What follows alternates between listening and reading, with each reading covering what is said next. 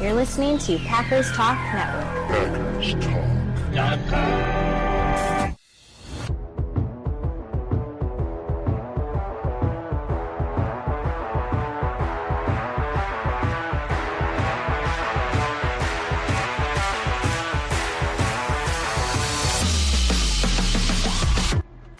Welcome to the Packers Weekly Podcast, part of PackersTalk.com network.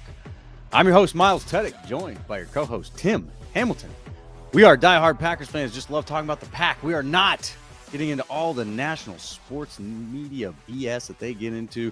We are talking about the top topics around the Pack every week, sorting through the games during the season and diving through all the draft and rumors and drama of the offseason. If y'all want to support the podcast, please spike that like button for us, but most importantly, jump on over to youtube.com, type in Packers Talk Network, hit that subscribe button right there, and you could have done that in the amount of time that I just explained it. So go do that real quick couple clicks, and it'll make our day. Totally make our day. We are very thankful for you all in this season, all of our subscribers, all of our listeners coming and hanging out with us every Monday night at 9:30.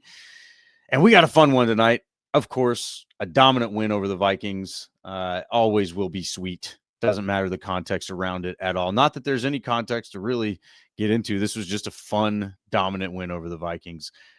We can always find something to complain about, and we will. But those things are small and meaningless at this point because we beat the crap out of the Vikings. Come on. At Lambeau. It's great. It's perfect. I don't know how you ask for more. So we're going to get into all that. And then, of course, you got a short week before we get to Detroit on Thanksgiving Day at noon. And, the Lions, huh? They were a tough guy for a minute. Maybe they're not. We're going to find out. Let's talk about it. But first, let's take care of some business. The show is once again sponsored by Wisconsin's own Ticket King. For over 30 years, Ticket King has been providing Packers tickets to Packers fans, as well as Bucks tickets, Brewers tickets, all the tickets, Summerfest in the summer, other stuff in the winter. You can find them on the web at theticketking.com or visit their locations in Green Bay, Milwaukee. Remember, support all those local businesses out there in your local area. Tim, how you doing, sir? Good evening. I'm doing great. How are you? Man, I just love beating the Vikings. Ain't it sweet? And beating them tastes good. Beating them convincingly. A game that was never really in doubt. Kicking their ass in the second half, just being way more physical than them on both sides of the ball. All three sides of the ball. Hell, special teams with the game-changing Special teams wasn't a liability. How did that happen? What? Packers special teams actually contributed to a win. They made the big play that swing the momentum of the game. Unreal. What year is this? Unreal. What is going on? Someone pinch me. Packers playing complementary football in all three phases. I mean, yeah. Damn, that feels pretty good. So, yeah, I'm feeling great. I will say, Miles, though, the only thing that maybe concerns me is the Vikings have their quarterback. J.J. McCarthy, he just needs more time. Give him another 5 or 10 years. Let him develop. 10 years at least. Right. Be patient with him. They may have their guy there. Pay him a lot. Make sure it's worth his while to stay there for 10 years, maybe 15. Right. Do not go out and get a veteran.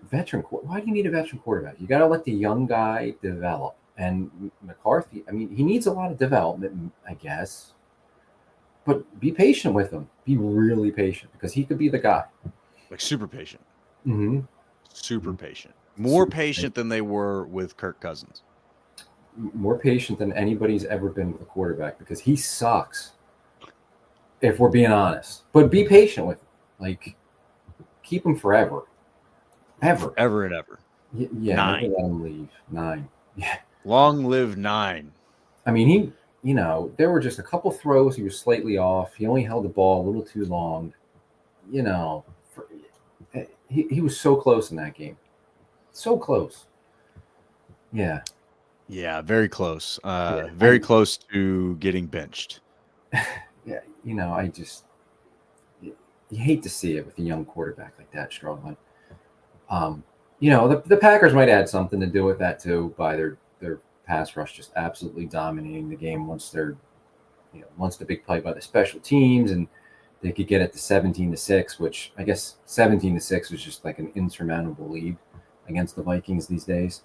But they, once they got there, it was just unleash the pass rush, and they couldn't block Micah Parsons. And I mean, I don't know who's doubting it. Maybe like idiot Cowboy fans who want to like talk themselves into it, but like anybody that's down what the Packers gave up for Micah Parsons, whether the draft picks and Kenny Clark and the money they paid him, like get the hell out of here. He is worth everything. You're not watching ball. Like if they want to throw in a couple more first round picks, I would be fine with that. Because I mean, hey, pump the brakes, sir. Pump the brakes. I mean, I'm not doing that. I'm not doing that. But I mean, if they, if they would have done it, like whatever. He's awesome. He's dominant. He makes everybody on that defense so much better. I mean, we saw Gary come alive and play a lot of snaps for him yesterday. We saw Devontae Wyatt with a couple sacks. First time he's had an impact since his injury or since he came back from his injury. He makes everybody better, and he was just destroying that offensive line. It was so cool to see. They dominated, and then the turnover started in the second half, and an awesome defensive performance in the second half. Concerns about the running game, we can get to that later, but they were great. Offensively, I mean, the job Emmanuel Wilson did was he was awesome. Just always moving his legs, always going forward. Some, nice 10-yard runs here and there, but just like great with his decision-making and when to cut the ball and find the holes. He opened my eyes. I had no idea that he would be that good. I know we've seen him for a couple of years now. He's a nice number 2 back, but I was not expecting that performance by him carrying the load for Jacobs. He was really, really good.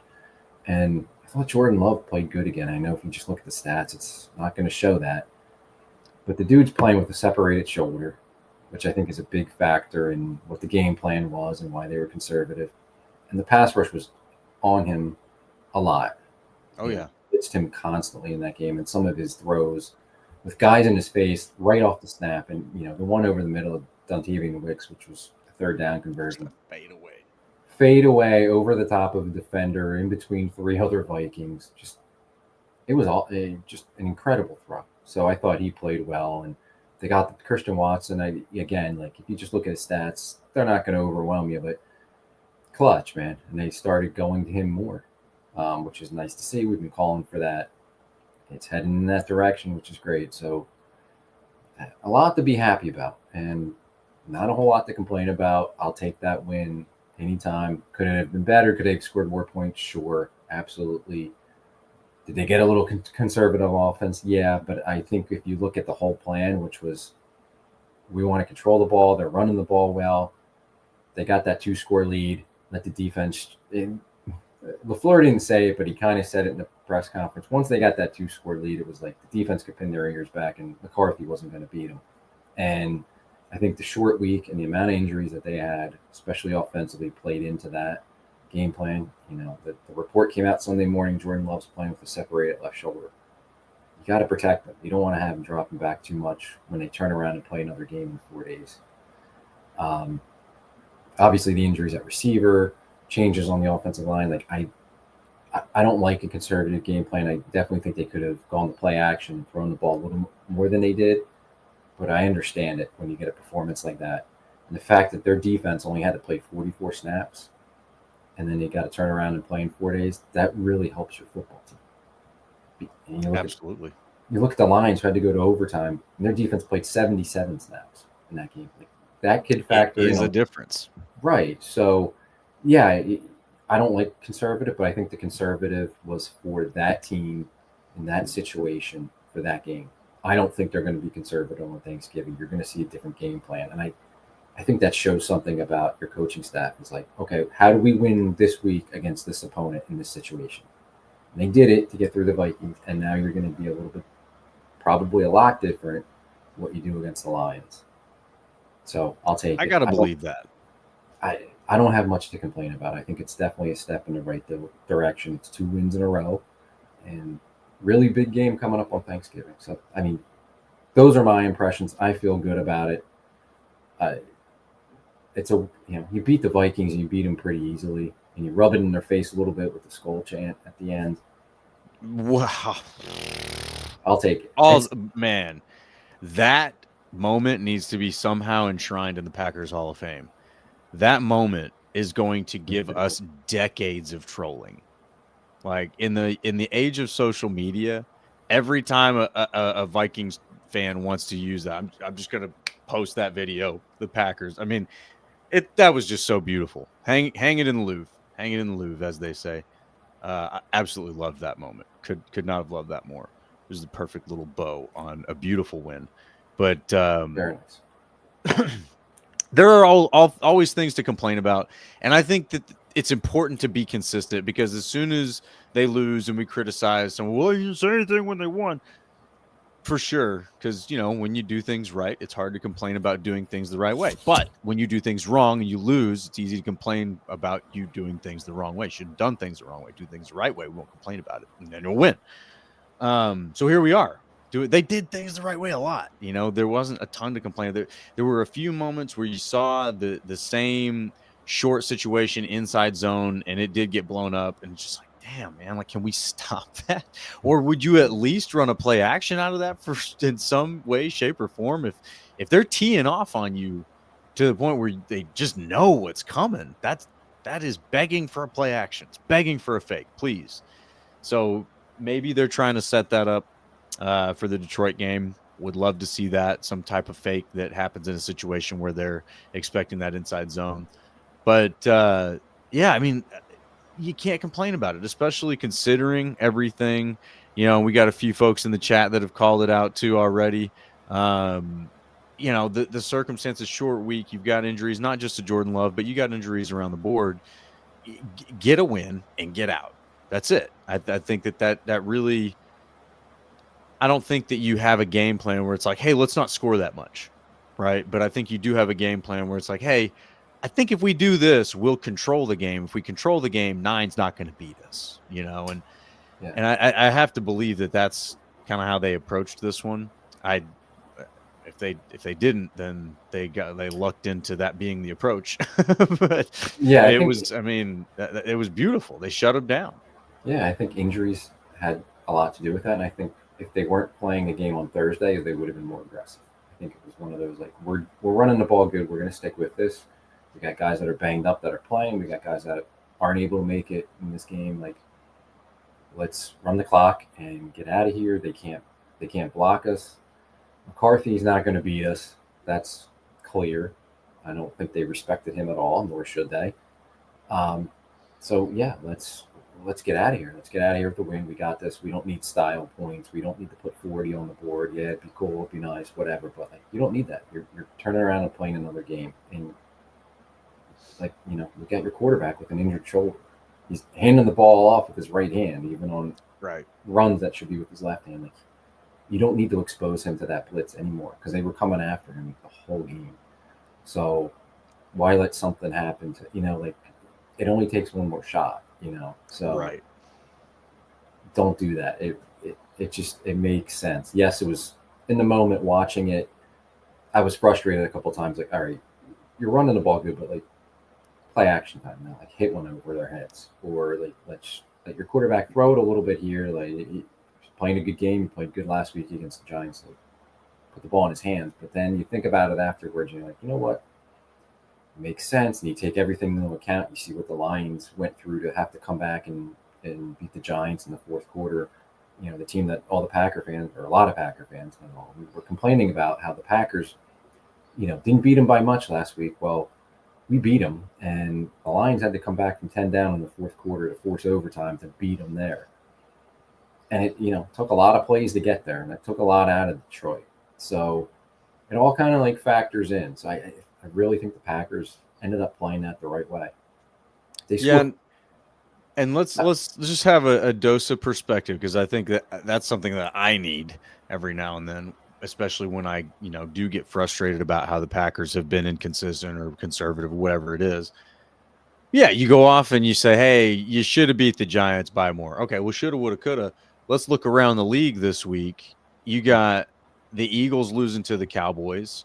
You got, like you said, with the Lions, almost losing to the Giants. Yet the Patriots only beating the Bengals by 6, and then the Steelers go off and lose to the Bears.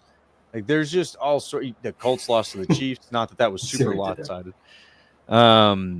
there's just all sorts of areas where you go, oh dang, that team. I mean, the Jags barely pulled it out against the Cardinals. They needed overtime to beat that team. So there's a lot of examples where you can go, oh man, they should have. They whatever. A win's a win, man. You take the win, ugly or indifferent. But we acknowledge the frustrations being, yeah, but if you keep doing that, you won't win for sure. But things also tend to change a little bit week to week, and we were frustrated about things for a stretch of the season in the first half of the season that I think some of that's subsiding a little bit. And I'm kind of, I'm very critical of the conservative play calling and the play calling in general and how it's been throughout the season. After this game, I'm not nervous about them being conservative against the Lions. And I know you've kind of said that, but I mean, it's a feeling that's there where it's like, okay, I think they're going to get the right pieces back. They're also getting confidence in some of their other pieces. Wilson showing that he's a bona fide dude that can tote the rock. Belton at right guard might stabilize some things that will allow you to do some things. And you got Watson playing very well, very consistent. You have the potential to get Golden and Reed back. Like, there's a lot of things. There's reinforcements coming. And you're already, with the next man up mentality, beating the pulp out of the Vikings. Pretty good. I'm pretty happy with that. And so that's where I think, I think they really are approaching it week to week. Some weeks I think they just have a bad plan. And we can look at that and go, what the heck are you thinking? And they're probably like, yeah, you know what? Bad plan. And they might have, there's plenty of situations where guys overcoach or outcoach themselves. They look at something, they're too deep into the data and they overthink the simple answer. And I think that happens. But it felt like they had a good plan this week. Their plan worked. Even the struggles against the run, it looked like they corrected that. I mean, the Vikings didn't even run for 100 yards. They had some good runs early on. They did, and it looked like an issue. But at the end of the day, they didn't even run for 100 yards. They couldn't do anything. They didn't score a touchdown. You held them to 2 long field goals. Right. Yeah, it weren't even like they got within sniffing distance of the end zone. Those were desperate points. So I really, this win is very, very satisfying. And I think while you're watching other teams struggle in those, they should win situations, you handled business in this situation. And the Vikings, I think we can all admit, had the potential to be a tough opponent here. I don't think anybody felt like you're just going to dog walk the Vikings. And I didn't. No, So that's where I just look at this and go, yeah, man, whatever you guys had for breakfast this week, keep doing that. Let's do that. Yeah. And I think to your point, like they had a conservative game plan on offense for that opponent in that situation, right? I don't expect that same game plan for Detroit. If it is, then we can get on here next week and we're going to criticize it most likely. Unless it works, then we'll say, great job again. But if it doesn't, and it likely won't, because you can't be conservative against Detroit, it's going to be a different game plan, and that's how it should be. It's a week-to-week league. And to your point about, the Detroit having to survive, the Eagles blowing a 21-point lead to Dallas, and you can see it every week. The Bills, who a lot of people they've lost the Falcons and the Dolphins, and they don't look so good. And, I know the Patriots have had a good season, but they had to survive against the Bengals, and the Jets had a lead over the Ravens at halftime. Like, it's every week. It's a week-to-week league. So you got to adjust your plan each week and find whatever gives you the best chance to win. And if it's not giving you, just find a way to win. So they had to have some of those games earlier, and now, you beat the Vikings going away and, in cruise control in the second half. It's nice to see a win like that. It's nice to not have to sweat one out and not really have complaints coming out of that game other than, they were a little conservative, but it makes sense when you look at the big picture and what the plan was, right? So, if they would have hung 40 points on them, great, it looks awesome, but, big picture, does it really change anything about their season? No. So you got the win, you got it comfortably, and now you're on to Detroit, a much better team and a much bigger game, and probably in better shape going into it with the plan that you executed on Sunday. Yeah. No, and we saw the game plan against Detroit, first game of the season. They have a game plan for Detroit. And I'll concede that that was a time that was probably vulnerable for Detroit with new coordinators and just kind of settling into a new season. But it's not like they arm wrestled with the Packers in that game. The Packers were very dominant in that game, and that was with a brand new Micah Parsons that they didn't know what the heck to do with. Now they're figuring it out, man. Like this defense has got to be scaring some offenses because it's even if you want to go off and look at picking on the DBs, they're not really giving you that. Valentine's not giving you an easy target. Now we got Hayden on the field. It's like, hey, he's not bad either. I don't know what's going on with Nixon. Hopefully he's okay. But I just think that if you think you can pick on this defense, I don't know. I don't know if you can. I think this defense will make mistakes, and I think that they will, they're not invincible, but I don't think that there's a real weakness for someone to just go out and exploit.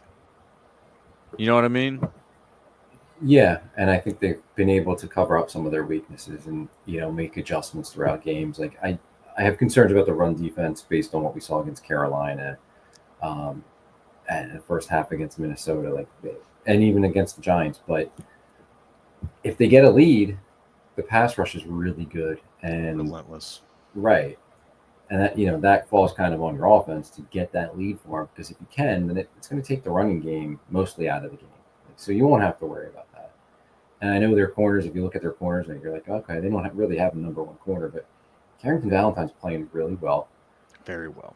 Nixon's up and down, and he was hurt. And, we'll see if he plays on Thursday, short week. I kind of doubt it, but Jamal Haddon came in there and did a good job. Now, he wasn't tested a lot because, Minnesota doesn't have a quarterback, but he held up. He was covering Justin Jefferson. It wasn't like he was scared of him. It wasn't like Right. He was giving him 20-yard cushions because he didn't know what to do and didn't want Justin Jefferson to turn him around. He was there and he was up in receivers' faces and playing physical. So we'll see what he can do. Yeah, I mean, if he's got to play and be a starter, Detroit's going to target him. I mean, no doubt, because he's a new starter. He played his first NFL defensive snaps against the Vikings. But I think they can cover that up. Their safeties are really good. And if they can get the pass rush that they had against the Vikings, or that they had week one against the Lions, that helps your corners out so much more. So, yeah, I don't think they have this glaring weakness defensively. Could they be better in some spots? Sure, absolutely. So could every other team in the league. But they're a really good defense. They're coached very well by the defensive coordinator. And I still think if both sides of the ball can help each other out. If the offense can start a little quicker and get some more points, that helps out your defense so much more, because then you're going to see the pass rush that you saw against the Vikings in the second half. And good luck with that. Turn those guys loose, and they finally have that kind of defense where, if they can pin their ears back and go get you. They have Micah Parsons, and they can come and get you. Whether it's Parsons or Parsons just freeing it up for somebody else, they have that difference maker that they haven't had in the past.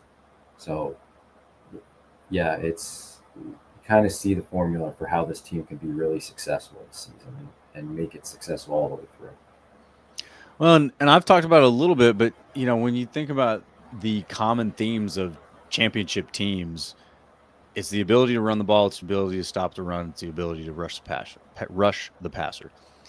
And the Packers are doing that right now. They're doing that on all boxes checked. Stopping the run is not perfect, but it's pretty damn good. It's pretty damn good. And if you're top 5, top 10 at that, I think you'd be all right, because the way the pass rush is right now it's elite. Might be, Myles Garrett is about to do some historic things, so you might not have the best pass rush in the league, but you're close. And I think each week they get a little bit better at using Micah Parsons and taking advantage of the opportunities around him that he creates. Looked like LVN only got 6 snaps, so hopefully we see a little bit more of him this week. I don't know if he's actually healthy. That we'll see. But yeah, so even Enagbare, he's still coming in and making great plays. You're getting plays from places you really need to if you want to win a championship and go on a run. And now is not the time to be perfect, but you're close to peaking at the right time, especially if you can go in here, you get a win against Detroit. They're doing the right things. Whereas like last season, we were winning, we're excited, but we're like, we're kind of only beating bad teams, and we're not really able to do what we need to when it matters. And that's just not the problem now. The problem is not that right now. Injuries have been an issue for sure, but these guys are playing the right kind of football at the right time, is what it feels like to me. And I think they're only going to get better.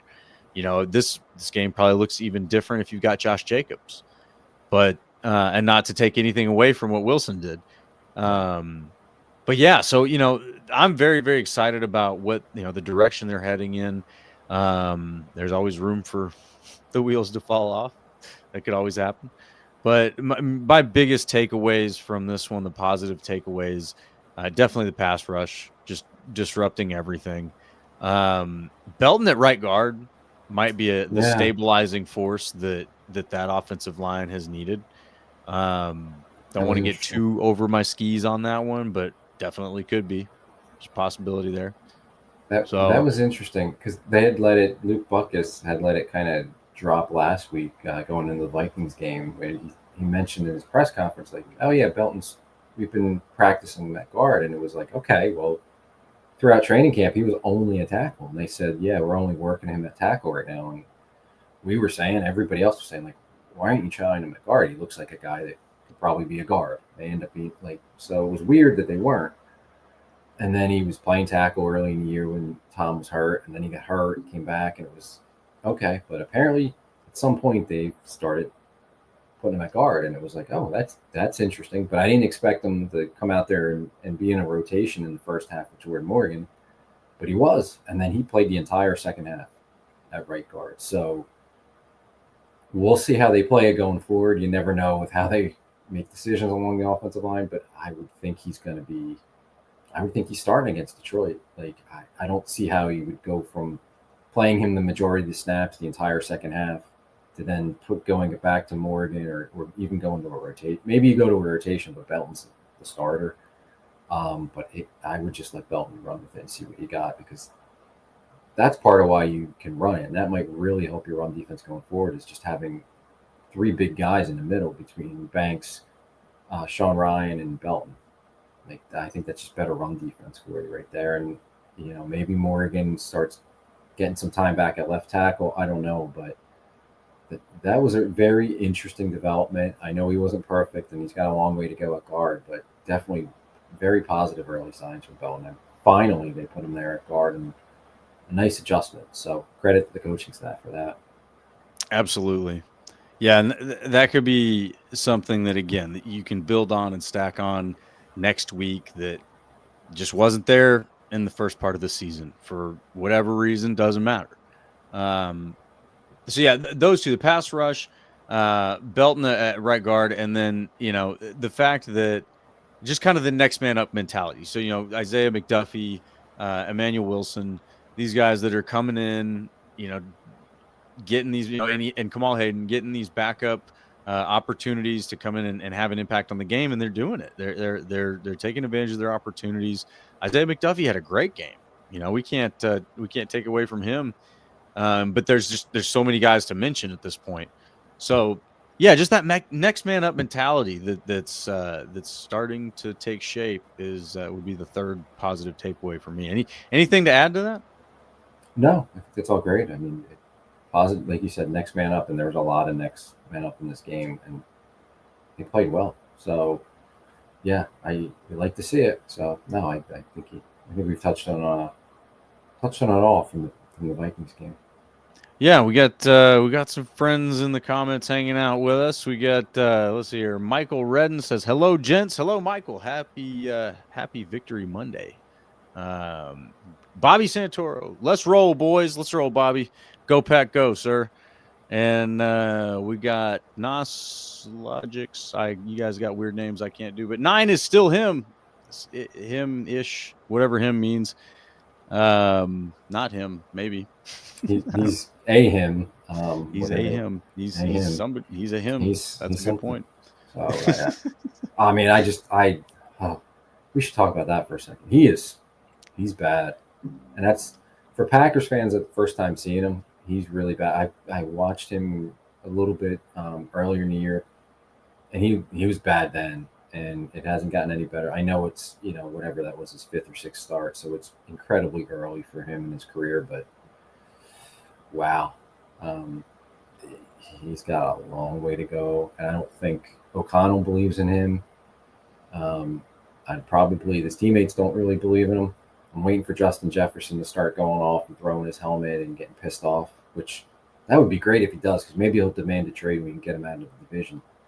But yeah, McCarthy's bad. He's bad, and I don't think it's going to get any better. I don't think he was that good in college at Michigan, but yeah, I just don't see it. I don't see him getting better. I know you got to give young quarterbacks time, and he was a quarterback that even in college he didn't throw the ball much, so he's like limited pass attempts, right? And he missed his rookie year, and I get all that. Like, you got to give him time, but it makes me wonder what they saw in him. The Vikings clearly have had a decent radar for quarterbacks over the last few years, or at least McConnell's been able to work with them. But I mean, you got Darnold and what's his name for the Colts? Daniel Jones. Yeah. And you both let him walk. I mean, I guess Daniel Jones, like, he really was like, no, I want to go to the Colts. But even with Darnold, it's just like, man, come on. Like, I get it. You just invested a pick in the guy, but you got to be able to identify, talent and ability and all that. Like, and so what did you see in the evaluation process in McCarthy that led you to want to invest in this guy? That's what my question would be. I was willing to give him the benefit of the doubt. I wasn't really a McCarthy hater. I kind of believe that, Harbaugh knows quarterbacks. He's proven that. Been around some great ones. He gives this vote of confidence to McCarthy. I mean, he put everything. He's the man. It's like, all right, but like, when he was your player, you didn't use him that way. But I didn't understand what was seen in the evaluation process that would, I don't know, be different from what we're seeing. I mean, again, I go back to, look, a GM invested a first round pick into Johnny Manziel. They all knew that he was a drunk a-hole. Like, I don't know why you would do that. As a fan, we all sit here and go, it seems like kind of a mistake. I don't know. And so I think there was a lot of that with McCarthy too. And we're sitting here just like, dang, man, he's really not good. I was willing to give him some time, but I just don't think he's good. Jones, you mentioned Daniel Jones, Darnold, they let walk, and Rodgers was interested in coming to play for O'Connell. And they kind of told him, nah, we're good with McCarthy. So you wonder, like, is it the GM saw something but O'Connell's not too on board? Like, is there a connect? Are they both on board with McCarthy, or was one on board and the other one was kind of like, I don't know about this guy, but you're making the decisions, GM, so you take him.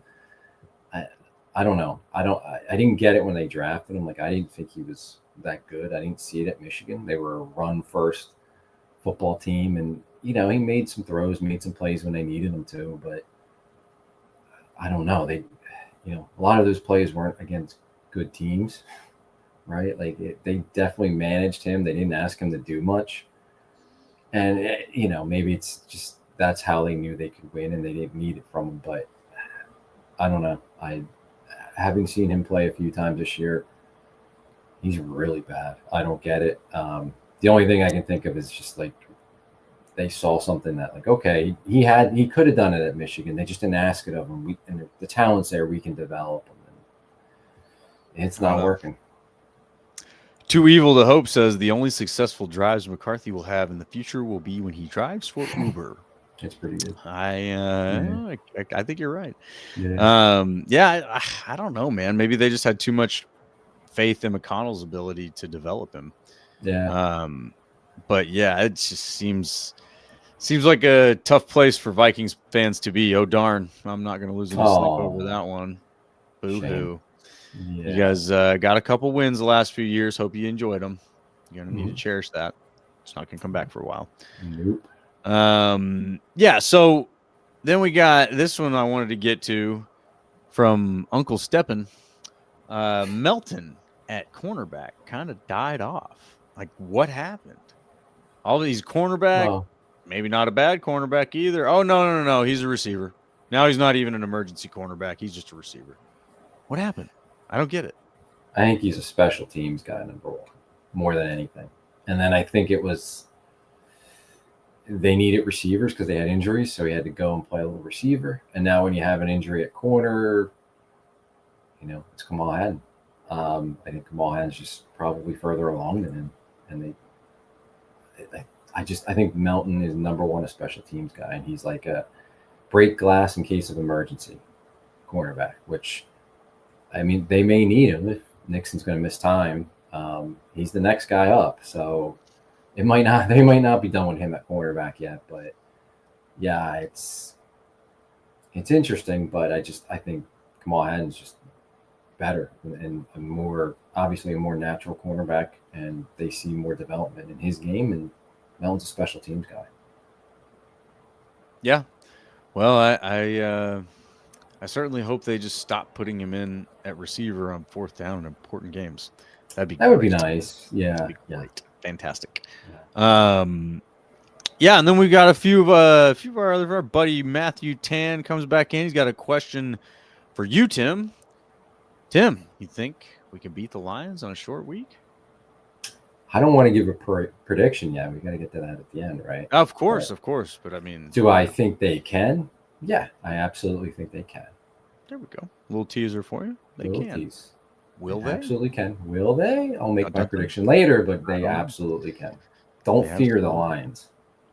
But Matthew Tan says they should beat the Lions on Thursday, and I agree wholehearted with you, sir.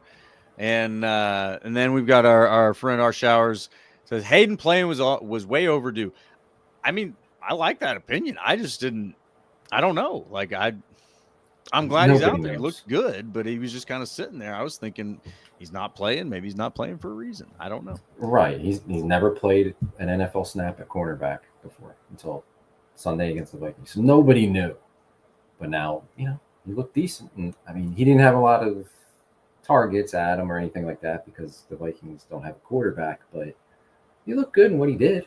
So cool. I'm all for it now. Let's, if he's got to play against the Lions, I'm okay with it. I'm not like scared to death if he's out there. Yeah, I mean, his warm-up reps were against the best receiver in the league, so okay. Yeah. I'm all right with that. If I didn't want to yank you off the field after you went against Justin Jefferson, you can play again. And so, yeah, I'm looking forward to seeing how they handle it. I mean, you need some help here. You got some tough receivers coming up against the Lions, so the secondary better have it together. But at the same time, that pass rush is going to make sure that the clock is short. There's not going to be a long clock. They're not going to have long developing concepts and things like that you can take advantage of DBs and kind of – a DB can only cover a guy for so long. So you're not going to get these coverage breaks because guys are just running around back there. But, yeah, I think it's going to be an interesting week. The DB situation is interesting. It's getting thin with injuries. But the guys who are there, like we said, are playing pretty good. I mean, I think the stat that I saw for Carrington Valentine was he's given up, 15 yards on 87 targets over the last 2 games? I think is what it was. I think it's 87 coverage. I think he's only been targeted like 2 or 3 times. But you're right. Like coverage snaps. Okay. Yeah. I think he's only been thrown at like 2 or 3 times and given up. 87 would be a lot in 2 games. That would be a lot of targets. Yeah, a lot of targets. So yeah, no, probably not targeted 87. But you're right. I wasn't really thinking about that as I said it, but yeah, it was something along those lines. Like he's given up 15 yards in the last 2 games, and he's played significant snaps. Not like he hasn't played any snaps. So, yeah, Carrington Valentine is carrying the load. Like that guy is legit. I think he's going to give St. Brown all he can handle. You're not going to get it, and he's not going to back down. Part of St. Brown's advantage is his attitude, and I don't think that works on Valentine. No, so I do look forward to those matchups. Those are kind of fun to watch. But Gibbs scares me a little bit. That dude is good. Gibbs is really good. He's really good. Before we get there, I think, should we talk injuries? Or do you want to just go right in the line? Yes.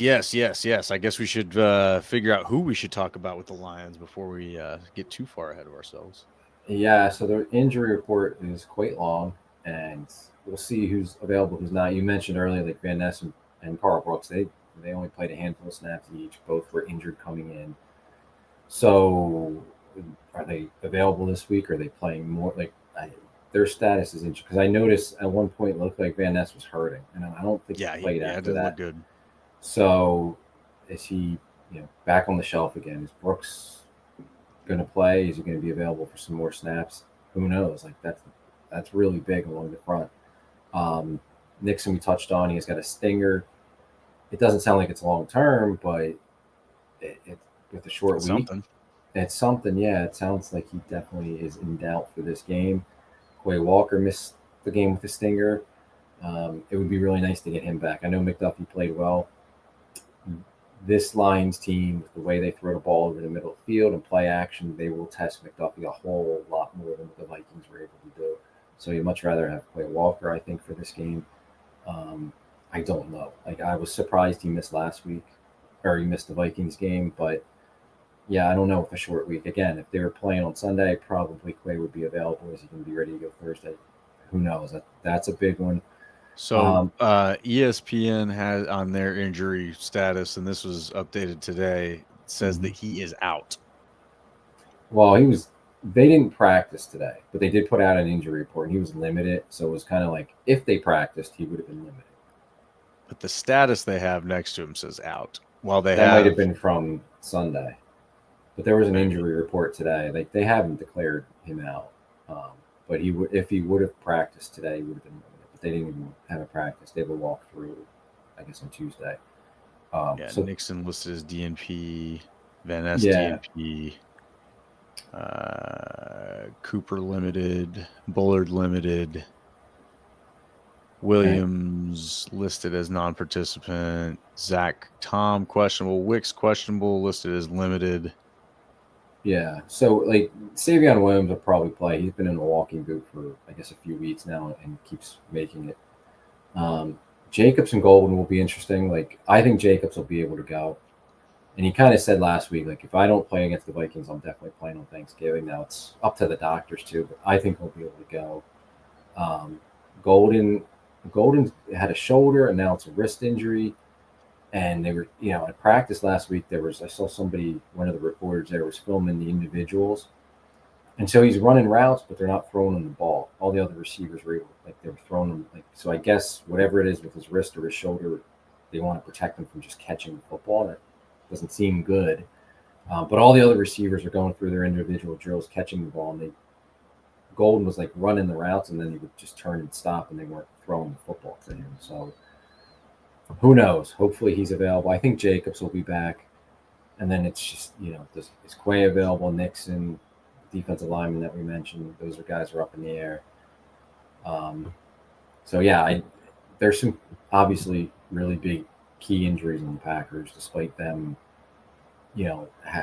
having fewer snaps defensively yesterday and not really losing anybody on offense. It's just a matter of are they able to get anybody back? And then the other one too, I guess, Jaden Reed practiced on Friday. They opened up his window to come back, which was strange that they opened it up on Friday. Why wouldn't you started letting him practice on Wednesday? Right? Why? Unless you were doing it for this week. Right, but you would have had him practice all of last week. Why just have him practice Friday? I don't know. I don't know. I would think he comes back the following week against the Bears, but maybe he's ready to go this week and that would be a really nice. I mean, obviously he'd be on a snap count, but that would be a really, really nice addition to get back in the lineup for the Packers. But yeah, there's a lot of injury concerns for the Packers going into this game. Some guys will be back, some guys won't. The short week obviously hurts them. But yeah. Well, and that's where I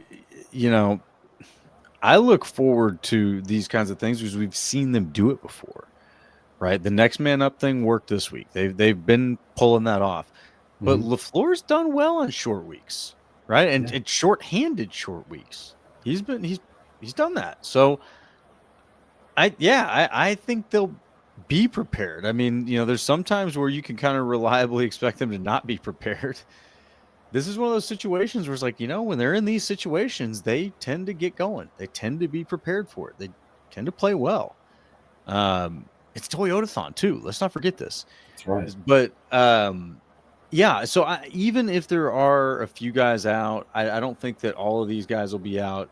I hopefully we see all of them playing out on the field. But I'd love to see more offensive firepower for this one. I want to see Josh Jacobs out there. You want to see Golden out there to stretch to the defense a little bit more. Obviously you need Zach Tom and all your linemen you can get, but Quay Walker I think would be a very important one. But they're doing it. They're doing it without him. So that's just like, all right, look, bring it on. Whoever's out is out. Whoever's in is in. In this situation, in LaFleur, I trust, right? And it's just that time of year, man. They start to dial it in. Jordan Love's been playing well this time of year. The defense is as hot as it can be right now. Detroit's a tough test, but I've got a lot of confidence going into this one. Yeah, and I agree with you. Like sometimes they're good in these short situations. They were just going back to week 2, coming off the first Lions game. They had lost Zach Tom, they lost Aaron Banks, turning around playing on a Thursday in week 2, and they handled it well. And they've won the last 2 years on Thanksgiving on short weeks. So, yeah, they're going to be ready to go. Whoever's available is available. I think they're going to get some guys back, or some guys will be available. I don't think they're all going to be out, or they're all going to be back, or anything like that. It's going to be some are in, some are out. They're make the best of it. They're have a plan. I don't think they're going to be ready to go. It's not going to be for like who's not there costing the game sort of thing. At least I don't think so. No, I don't see it that way. I think you're right. I see it more as like, of course, they can do what Packers do and beat themselves. But yeah, I think something like that's far more likely than to look back on it and go, gosh, if fill in the blank was playing, we probably would have won this game. So yeah, I'm more confident in their ability to do this next man up thing, and they've got a lot of pieces. And honestly, this is why they've taken the team building approach that they have, right? Why do you take Savion Williams after you take Matthew Golden? Why do you take Romeo Doubs after you take Christian Watson?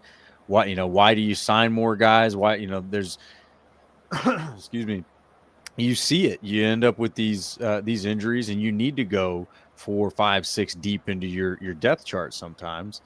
And, not to get too far off topic or, anything, but I probably would expect them to go hard on the DB picks this offseason. You might see a few in the first 2-3 rounds. Because that seems to be how they do this. They overcompensate. They don't take one swing, they take 4. Right? When they needed a safety, you got Bullard, you got Evan Williams, you got Oladapo.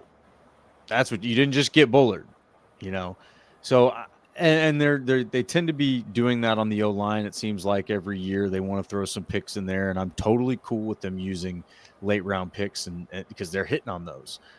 If you're gonna be hit or miss, let's be hit or miss with lesser valuable assets than higher valuable assets, right? You're hit or miss on the free agents, not so sure about Banks.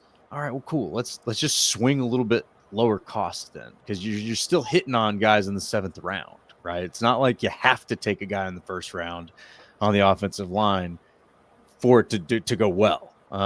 So just saying all that, like I trust the way that they've built this team. And they knew that they were going to need the depth. That's why you keep a guy like a McDuffie, even though you've got an Edge Cooper and a Quay Walker, and you go deep. That's why that's why they went out and got Micah Parsons, even though you've got LVN and Rashawn Gary. Lo and behold, LVN gets hurt, and then you're down to just Rashawn Gary as one of your premium pass rushers, and him on his own, we've seen it's not really what you want. That's not the solution to the problem.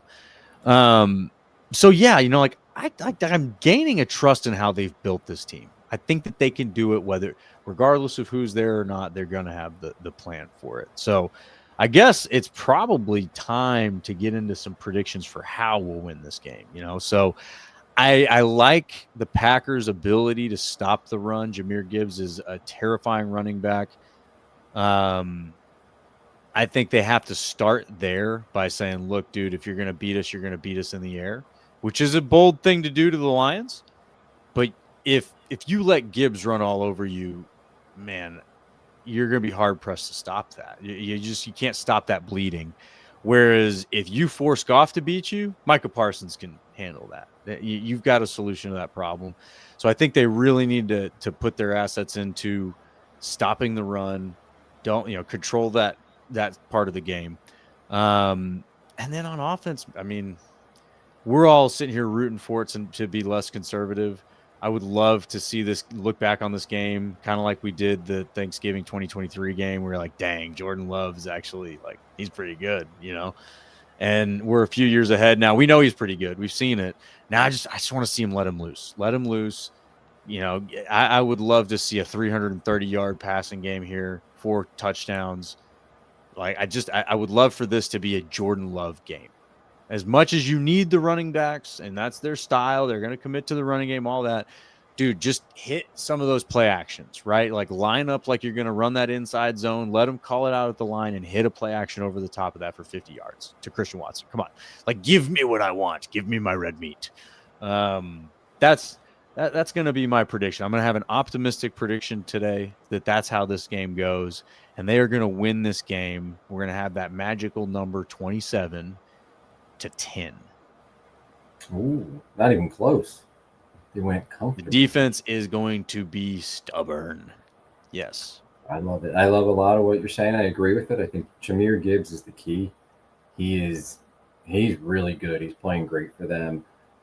He might be the most explosive running back in football. I mean, anytime he touches the ball, he can take it to the house. He can take it 80 yards in seconds, right? Like home run threat all day.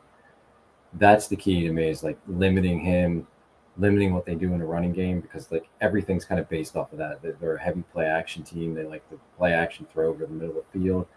Goff doesn't air it out necessarily, but he's like in that intermediate area of the field. They like to throw and get their receivers yak, get it to Jameson Williams, get it to St. Brown, let those guys catch it and run with it. So your linebackers got to be really good in this game. That's why they can use Quay Walker for sure. And you got to take care of the run first. And then, yeah, I agree with you. Like, shut down the run and make Goff beat you. Get a lead on him and see what Goff can do when you're able to pin your ears back and come after him. Because he can be real dangerous and a really effective quarterback. But when you get a pass rush on him, he is completely different. He crumbles.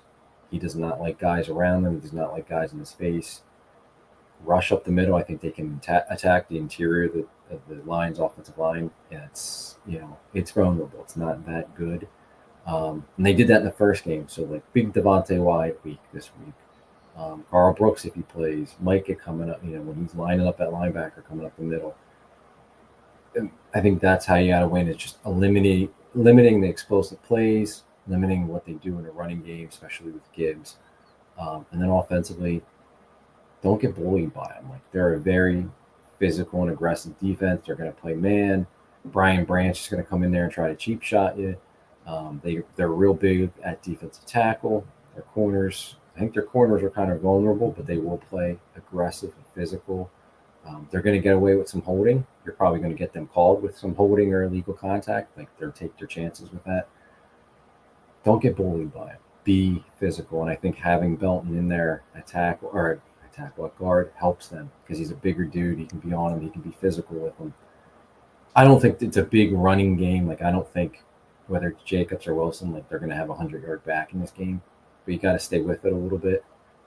And I'm with you. Like, this is Jordan Love's game offensively. Like, I know he's playing hurt, and that's kind of like, all right, you got to be careful with how much you're exposing him, especially with Aiden Hutchinson coming off the edge. But I think it's his game, and you put the ball in his hands and trust him and let him work. There's going to be some chances down the field. I'm not saying go bombs away all day, but there's chances down the field. Look what Jameis Winston did to them yesterday. I think there's chances for, if Golden plays, to hit him deep, Watson. So just trust your quarterback, and he's playing good football right now. Let Jordan Love take you to victory in this game. Totally agree.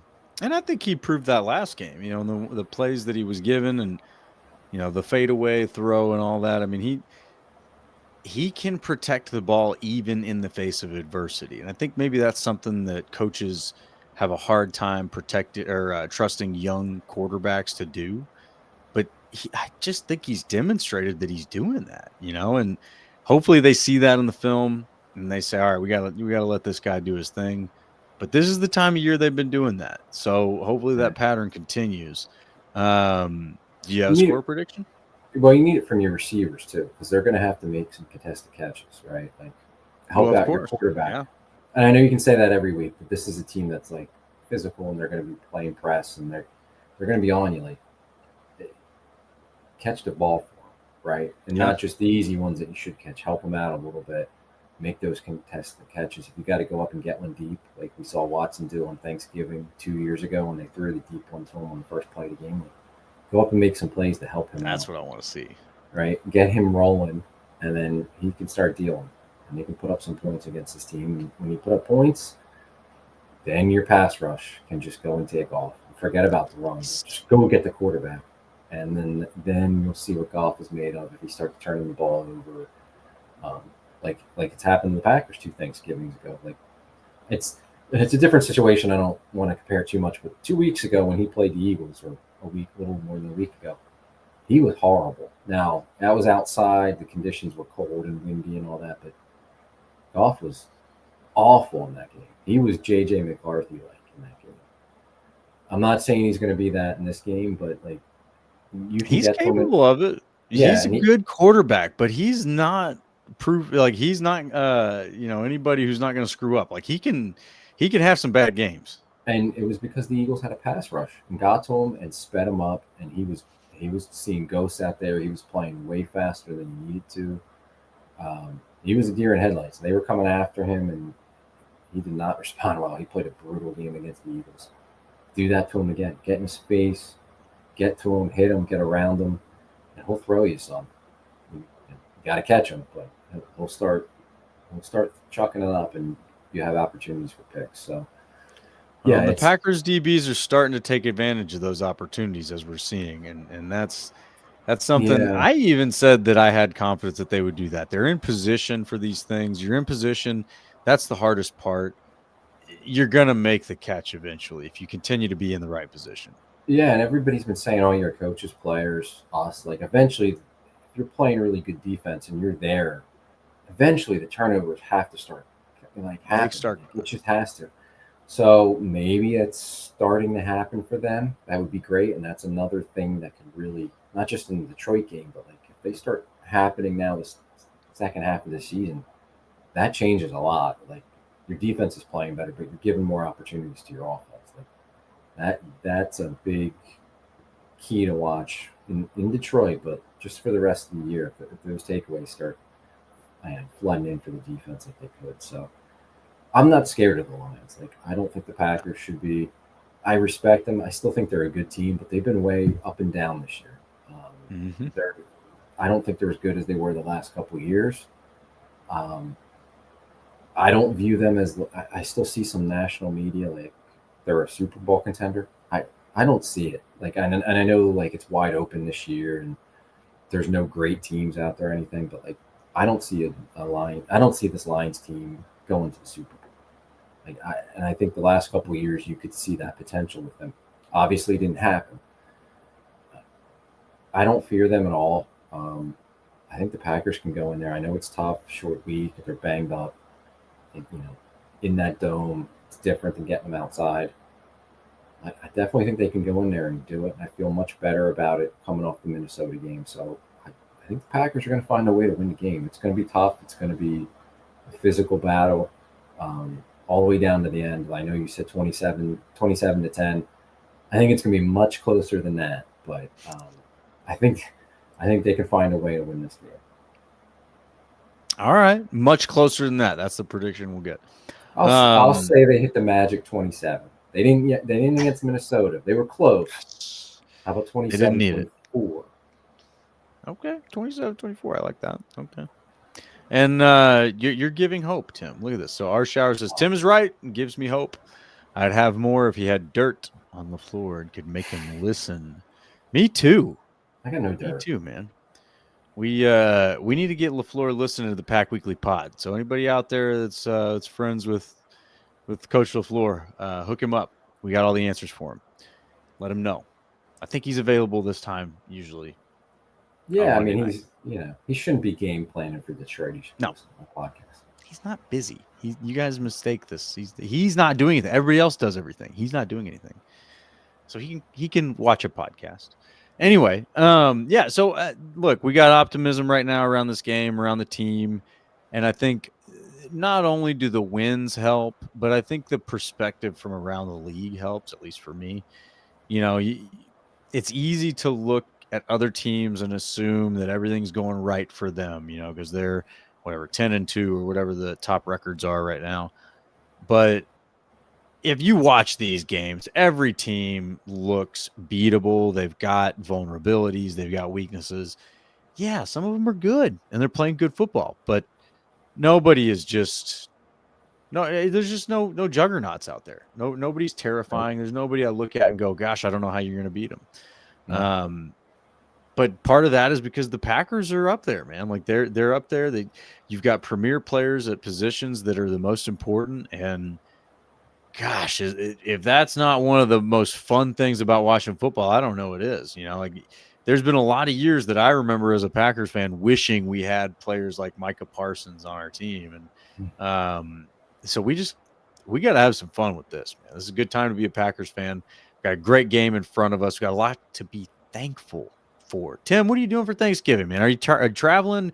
Do you fry your turkey? Do you bake your turkey? What is your Thanksgiving strategy? I am not touching the turkey. I do not cook. That's my wife's hands off. She's a great cook, and she's cooking for us this year. So I'll help clean. I'll help set up. I will help clean up, wash the dishes, all that. I will do plenty of eating, but I am not cooking. Keep me out of the kitchen. So yeah, it'll be a nice turkey in the oven. We're not frying it or anything like that. More traditional, I guess. But yeah, you don't want me cooking. No. No, we don't need to be calling 911 watching the house burn down because I was in the kitchen trying to make a turkey. No way. Tim's not taking any risks, so he's going very much the LaFleur path here with his Thanksgiving strategy. You're gonna go nice and easy, no risk taking here. Even though that fried turkey tastes so good, man, it's so good. Yeah, it's worth blowing your house up for some people. It's that good. For some people, not. Don't do that. Don't blow your house up. Enjoy your fried turkey, but I won't enjoy responsibly. And right. So for those, if you're not in on the joke about the fried turkey, all right, if you just is like a new Thanksgiving for you and you just haven't heard about this yet, you must let your turkey thaw entirely if you're gonna fry it. All right. You don't want to introduce a giant block of ice to 350-degree oil. It's not a good idea. It's a bad idea. Great science experiment. If you can do it in a controlled environment, a lot of fun. Watch it on YouTube. Way easier, way less messy, way less dangerous, all that. If you are going to fry your turkey, thaw it completely. I think it's like 2 days you have to let that thing thaw. So just no houses blowing up here in the Pack Weekly Pod audience. You guys are all responsible cooks. You're all going to do a phenomenal turkey or whatever you do for Thanksgiving, I'm sure. We're not losing any garages this year. So, but we will be frying a turkey over here in the Teddick household. We do fry turkeys. We fry them outside. So even if they blow up, it'll be all right. You lose a little grass, it'll be okay. Nobody's going to get hurt. But no, we've done that a few times. We usually do 2.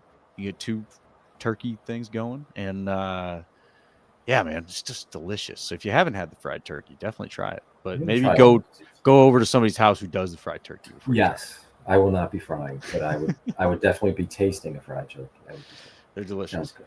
It is delicious. So, and then hey, look, we got our showers coming in here with some cooking advice as well. He said, LMAO, my air fryer for the turkey is a no-brainer. Much safer. Definitely, air fryer is a pretty safe option. You're not going to blow up the garage with the air fryer, I don't think. And then Matthew Tan says he's going to have a roast instead of a turkey. All right, hey man, that's cool. Mix it up. Yeah. That's the beauty of Thanksgiving. There's a lot of variety. There's really no right or wrong answer. A lot of good stuff. What's your favorite side That's usually the big kind of tricky question. Yeah, I've always been a mashed potatoes, but my wife makes amazing mashed sweet potatoes. A little different. They're excellent. So Okay. that's what I'm looking forward to. A little bit different, but Okay. that mashed sweet potatoes. I can't wait for those. Okay. What about you? I love my mom's stuffing. The Okay, stuffing my she mom makes good does. stuff too. She's been doing it the same way my whole life, and it is excellent. Excelente. It's yummy. So yeah, I always look forward to that. And you got to get that first bite when it comes out of the oven because it's like that outer layer's got a little crisp to it. Yes, I like man. that little crispiness and stuff. Yes. I agree with you. So, and of course, we're going to be munching on some dubs because we're going to win. The Packers are going to beat the Lions on Thanksgiving in the Lions' house, sweeping them for this season. We're taking back some dignity from these last few years, man. I'm sick of the NFC North thinking that they can push around the Packers, dude. Even these Bears fans are getting a little cocky. Guys. So I think sweeping the Lions will be a good start. We're going to sweep the Vikings after that. We're going to sweep the Bears, too. We're just sweep all of them. Just remind them who the kings of the North are. They forgot. We're taking it back. We're taking it back. I'm done with this. And we're thankful for this crusade to take back the North. We're taking back the North. All right, guys. And Matthew Tan agrees. He says 27-20. Good prediction, sir. I love it. All right. If y'all had fun with us hanging out here on this pre-Thanksgiving edition of the Pack Weekly Pod, please go ahead and spike that like button right now. And definitely get on over to the Packers Talk Network YouTube channel. Subscribe for us. Hit that little bell so that they'll actually tell you when we're streaming live. You don't even have to put any effort into it. They're just going to come and tell you, hey, these guys are talking Pack and you need to be part of it. And of course, if you're enjoying the Pack Weekly Pod, I know some of you show up in the comments every week. We love you guys. Tell a friend. Bring a friend. Let's hang out. Let's all be cheeseheads together and talk Pack. And if you got an NFC North friend, we'll take the trolls too. They can come hang out and talk their trash because we know we're going to win, so it doesn't matter. And receipts are always nice anyway. You know, let them write all the receipts. It's great. And of course, we're gonna watch this victory. I'm excited about this victory this week. It's gonna taste good. We're gonna be thankful for it. I hope you all have a wonderful and happy Thanksgiving. Hopefully, with family, friends, loved ones. Enjoy the food, the football, the season. It's a wonderful time. And go Pack.